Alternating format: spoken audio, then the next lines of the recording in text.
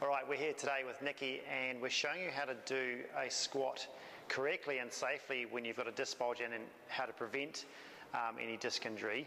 So with Nikki, she's got a current disc bulge, and when she squats, we've got to make sure she doesn't go below what we call the break point. So Nick, if you just show us like a squat for me, we'll just go side on. What we want to make sure of is she doesn't do that butt wink type thing. And so a lot of people, this sort of degree will be 90 degrees. So if she goes any lower than that, can you see that, what happened there? So if you come in, okay, have a look at this.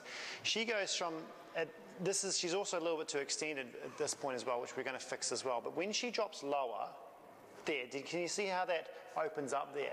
Now what she's doing, she's not even actually at 90 degrees yet. Down here, there. Now at that point, she's actually rounded in here, which is bad for her disc bulge. So come back up again, because then she goes into extension, which sort of winks the butt there, and she comes up again. So for this one, for her, safety-wise, and for anyone who's got a disc bulge and wants to prevent any back pain, is you can't go below the point where you're going to lose neutral spine. So at that point there, she can't go that low. Now for some people, they'll be able to go lower than that. They'll be able to go right to 90 degrees because they've got heaps of range in their hip. They've got a really good core stability here. They don't lose any neutral spine. But for her, she needs to be very aware and look in the mirror about her position. So you see that, Nick? So if you come down again for me, so she needs to go to, whoa, come back up. And she needs to get used to where that position is, okay? Because if she goes any lower, she goes into flexion, she will then posteriorly bulge that disc and then re-injure herself. So she's got to work on that. The other thing she's got to work on is she loves being hyperextended here, right? So this position here needs to actually become a bit of neutral. Now I don't mean go into flexion, I mean she just needs to stay in neutral. So she's got to really hold on anteriorly with her core there. And when she squats, she's got to keep that on.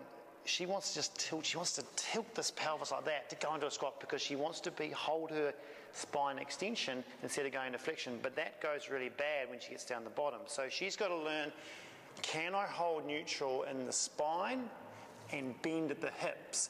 So the hips have to go down and back. So try that for me, Nick. There you go, that's better. And then she drops lower and lower and lower. She still has to watch her break point.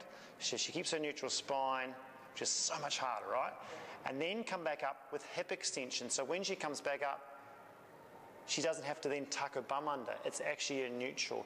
So the trick is start in neutral and go very slowly down, extending the hips backwards and down into that position. Then she maintains her neutral. Don't go below that break point and wink the butt. And then when she comes back up, she's got not allowed to extend, and then she comes back to neutral. And that's hard to practice, and she's just doing it with body weight at the moment because if you try and put heaps of weight on there, she's going to, one, go into an old pattern, but she's also just going to load the spine, which we don't want. Okay, so for her, it's going to be really hard for her to try that again with a bar. It's going to be hard for her to do a back squat in that position because, if you go around this way again, if she tries to do a back squat, what happens is you tend to extend through your spine like that, so she's going to find it quite hard to keep her neutral when she goes down. So you try that for me. Yeah, she's going to find it. See that? Did you see that? So she went straight into extension at that point there. Come back up again.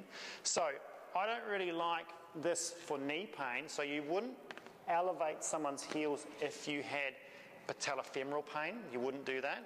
But for her, what we can do, as long as those feet are apart, she keeps her knees apart, we can elevate her heels to help her with her spinal position when she squats, with the intention that you're going to take these plates away at some point, okay? And especially if she has knee pain, we're not going to use them.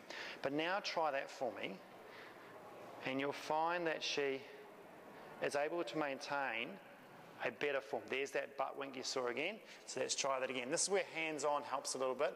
So neutral, she sits down and back, hold, woo, and then come back up. And I'm just guiding her with my hands to try and keep her at neutral, making her bend at the hips the most. Try again for me, see if you can do that by yourself. And she's a little bit too upright, do you see that? So we've got to try and get her angles of her upper body the same as her shin.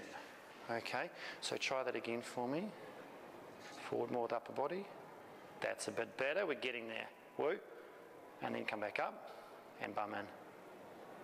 Yeah, okay, so this is how we learn to try and get a better and better squat. What I would do with her though, to make things even better, is doing a front squat. So front squats are hard with a bar, so we're better to probably start off with a kettlebell. There you go. Now that's 10 kilos. With her disc problem, 10 kilos is okay. I probably wouldn't go to 20 at this stage. Just straighten your feet up for me, Nikki. Yep, that's it. All right, so from here, because the weight's in the front, she can then concentrate on what's going on with her spine here. So try that again. So neutral spine, sit back, hold, push back up, bum forward. So make sure you don't tuck the bum under, it's bum forward. So you extend the hip. Go again for me. Good, and come back up.